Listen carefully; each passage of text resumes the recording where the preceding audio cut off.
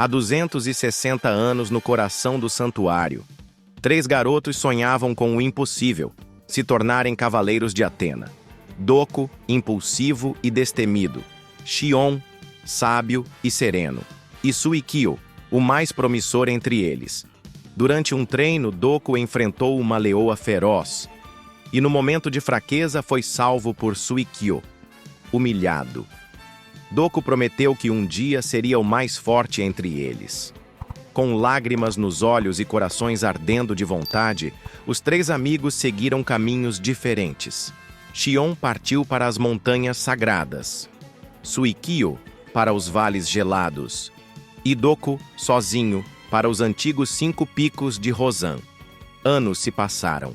Quando o destino os reuniu outra vez, Xion havia conquistado a armadura de cinzel, Suikyo, a armadura de taça, e Doco, o mais fraco entre eles, ergueu a cabeça vestindo a armadura de dragão de bronze. Mas o brilho em seus olhos dizia que essa história estava apenas começando, porque um novo desafio já os aguardava nas sombras. Depois de conquistar suas armaduras, Xion, Doco e Suikyo treinaram como verdadeiros guerreiros no santuário. Seu mestre, Odisseu, via o potencial daquela geração brilhar. Foi então que uma ordem chegou. Xion e Suikyo, agora cavaleiros de prata, foram enviados em missão. Mas Suikyo fez um pedido inusitado: que Doco, um simples cavaleiro de bronze, os acompanhasse. Com a confirmação do mestre, a missão os levou até uma região congelada, onde uma nevasca implacável e algo muito pior os aguardavam. Espectros, criaturas sombrias, com olhos brilhantes e risos secos. E então, Doco mostrou algo que ninguém esperava: um poder colossal, uma fúria justa que destruiu os espectros em um único golpe. Suikyo sabia o que isso significava. Os espectros estavam de volta. Enquanto Xion e Doco voltavam para avisar o mestre, Suikyo entrava sozinho em uma caverna estranha e talvez maldita. O que Suikyo encontrará na escuridão? No fundo da caverna, Suikyo finalmente o encontra. Odisseu, imóvel, de costas, parado diante de um poço antigo, sombrio. Mas algo estava errado. Ele não respondia. Parecia inconsciente. Suikyo se aproxima preocupado, tentando chamar por seu mestre. Mas então, do fundo do poço, surgem olhos. Olhos de cobra, penetrantes, malignos. Era uma presença espectral. Sem entender, Suikyo vê Odisseu caminhar lentamente para dentro do poço. Ele tenta impedir, mas é tarde demais. Ambos são engolidos pelas trevas. Quando desperta, Suikyo está fora do poço. E ao seu lado, Odisseu sorri. Obrigado por tentar me salvar. Odisseu explica. Aquele poço levava à prisão do Tártaro, um lugar tão temido que até Hades o evita. Lá estava selada a alma de Asclépio, uma alma que um dia retornaria para tomar seu corpo e destruir Atena. Mas Suikyo entende. Aquele um dia já havia chegado. Odisseus já não era mais Odisseus. Possuído por Asclépio, ele encara Suikyo e Xion diante da sala do grande mestre e revela: revivi por um bem maior, pela proteção da humanidade. A tensão cresce. Eles entram na sala do mestre. Odisseus, então, revela a verdade sombria. Atena está prestes a vir a este mundo, mas não para lutar na Guerra Santa.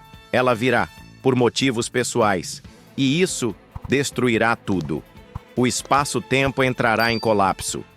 Xion, chocado, pergunta o que deve ser feito, e a resposta vem como uma lâmina gelada. Cortem a cabeça de Atena. Xion se recusa. Sai da sala em silêncio, tomado pela raiva e pela dúvida. Mas o mestre compreende a gravidade. E Suikyo, com o olhar firme, declara: eu mato Atena, pelo bem maior, pela humanidade. O que eles não sabiam é que Doco estava escondido. Ele escutou tudo e corre atrás de Xion, gritando: eles vão matar Atena! Não podemos deixar isso acontecer! Doco e Xion Descobriram a verdade. A única pessoa em quem podiam confiar prometeu matar Atena. Mas como revelar isso aos outros cavaleiros, se até o próprio mestre do santuário está ao lado dele? Como pedir apoio, se ninguém mais enxerga o que está acontecendo? Foi quando Dorco teve uma ideia. Não dizer nada. Esperar Asclépio ficar sozinho. E então, eliminá-lo. Xion hesitou. Vamos matar nosso mestre? Mas Dorco já não via Odisseus ali. Esse não é mais o mestre que conhecemos. Na calada da noite, os dois caminharam em silêncio pelos corredores frios do santuário. Passo a passo, chegaram à porta do quarto de Asclépio. Mas antes que tocassem a maçaneta, serpentes surgiram das sombras, tentando protegê-lo. Dorco as eliminou com facilidade, mas Xion estava inquieto. Isso tá errado. Muito errado. A porta range ao se abrir. Lá dentro, Asclépio dormia tranquilamente, como se nada ameaçasse sua existência. Dorco se aproximou em silêncio. Levantou o braço, pronto para desferir o golpe final, quando os olhos de Asclépio se abriram. Uma luz dourada explodiu pelo quarto, envolvendo seu corpo em energia divina. E diante deles, uma armadura de ouro começou a surgir ao redor de Asclépio. Xion recuou em choque. Dorco congelou no lugar. A verdade estava diante deles. Odisseus não era mais apenas um homem. Asclépio havia renascido como algo além de um cavaleiro, e o que viria agora, ninguém estava preparado para enfrentar. A lenda do 13º Cavaleiro de Ouro era real. Asclépio de Ofiuco retornou. Então, era verdade. Um cavaleiro tão poderoso que foi reverenciado como um deus dentro do próprio santuário de Atena. Mas a ambição de se tornar uma divindade foi sua ruína. Asclépio dominou a medicina a tal ponto que dizia-se capaz de ressuscitar os mortos. Ofendido com tal ousadia, Hades exigiu sua morte. E Zeus concordou. Os deuses o mataram e apagaram todos os vestígios de sua existência. Mas agora, ele voltou. E com um olhar frio, declarou: agora que sabem quem eu realmente sou, vocês não podem continuar vivos. Cobras surgem por toda parte, serpenteando pelo chão, pelas paredes, descendo do teto. Xion e Dorco tentam reagir, mas estão cercados. O 13º Cavaleiro de Ouro vai exterminar os dois com suas próprias mãos. Será esse o fim dos lendários Cavaleiros de Atena? A serpente dourada de Asclépio avança ferozmente contra Dorco e Xion como um míssil divino. Mas, de repente, uma barreira brilhante surge. Muralha de cristal! Xion grita, ativando a lendária técnica ensinada por seu mestre Odisseus. A serpente colide com a barreira e é violentamente repelida em meio a uma explosão de luz. Asclépio sorri, frio. Se eu já estivesse 100% revivido, isso seria patético, diz ele. Muito bem, vou acabar com isso agora. Ele ergue o braço. Hipnoterapia. Uma onda dourada de energia varre a sala. Xion e Dorco cambaleiam, olhos arregalados. Seus corpos pesam, caem de joelhos, estão desabando, presos dentro das próprias mentes. Mas então, pare! Uma voz ecoa pelas ruínas. Profunda, autoritária. Xion e Dorco congelam, ofegantes. Asclépio para. Esse não era o acordo, diz a voz. Mestre Hades te trouxe de volta para matar Atena, e nada mais. Os dois cavaleiros se viram lentamente para a porta. O terror estampa seus rostos. Quem era aquela figura misteriosa? E por que até Asclépio obedeceu? Xion e Dorco ficam em choque. Quem era aquela figura? E que armadura era aquela? Dorco se levanta, gritando em desespero. Não pode ser! Como isso aconteceu? Ele tenta correr atrás da misteriosa silhueta, mas Asclépio bloqueia seu caminho. Por um instante, os dois até se esquecem da presença divina ali. Dorco, com os olhos cheios de lágrimas, solta seu golpe com toda a fúria, mas é inútil. Asclépio apenas ri. Tolos. Vou acabar com isso agora, mas não pretendo matá-los. Ele ergue seu cajado e grita: hipnoterapia! Uma onda de energia varre o salão e os dois caem mais uma vez inconscientes. No chão, quase apagado, Dorco murmura com dor e confusão. Um cavaleiro de Hades? Um dos 3 juízes do inferno? Por quê? Suikyo? Por quê? Em silêncio, Asclépio abre uma fenda no próprio solo do templo e desaparece, rumo às profundezas da terra para se recuperar por completo, esperando o momento certo para ressuscitar. Mais longe dali, na silenciosa casa de Virgem, olhos observam tudo. Shijima de Virgem mantém a respiração calma. Ele sussurra: a Guerra Santa está próxima.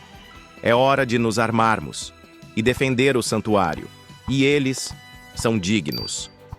Xion e Doko se levantam, ainda confusos, quando uma voz ecoa pelo santuário. Cavaleiros de Atena, sou um emissário de nossa deusa. Apressem-se até a casa de Ares. Atena está prestes a renascer e precisamos de vocês. Sem entenderem ao certo o que aconteceu, os dois correm em direção à primeira casa do Zodíaco. Lá, deparam-se com um holograma de Shijima, o Cavaleiro de Virgem, meditando em posição de lótus. Surpresos e encantados pela cena, permanecem atentos. Shijima então fala: Cavaleiros de Atena, vi toda a jornada de vocês e reconheço o valor de suas almas. Doko de Dragão, com sua bravura, dedicação ao certo e lealdade, se faz um cavaleiro raro e digno de emoções em equilíbrio.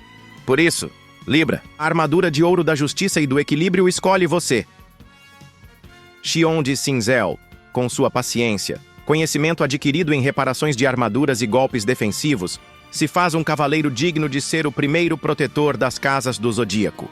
Por isso, Ares, a armadura de ouro da proteção das 12 casas escolhe você. Nesse instante, as armaduras antigas dos dois se desfazem em luz e sobem aos céus, enquanto as urnas douradas emergem, se abrem e dentro, as armaduras de ouro se desprendem e se encaixam parte a parte em seus corpos. Xion e Doko, agora cavaleiros de ouro, sentem seus cosmos explodirem em poder e emoção. Shijima conclui: apressem-se, Atena precisará de vocês. E desaparece. Os dois se encaram com orgulho e se abraçam. Xion diz: conto com você, Doko. E Doko responde: pode confiar, meu amigo.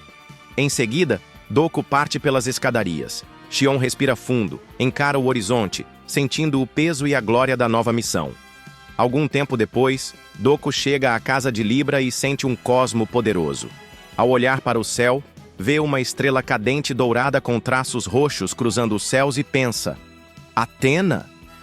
No mesmo momento, Xion também vê a estrela e sussurra: estou pronto. Já Shijima, correndo pelo santuário, avista a estrela passando à sua frente e declara: Atena, irei te proteger. E assim, começa a saga canônica de Next Dimension.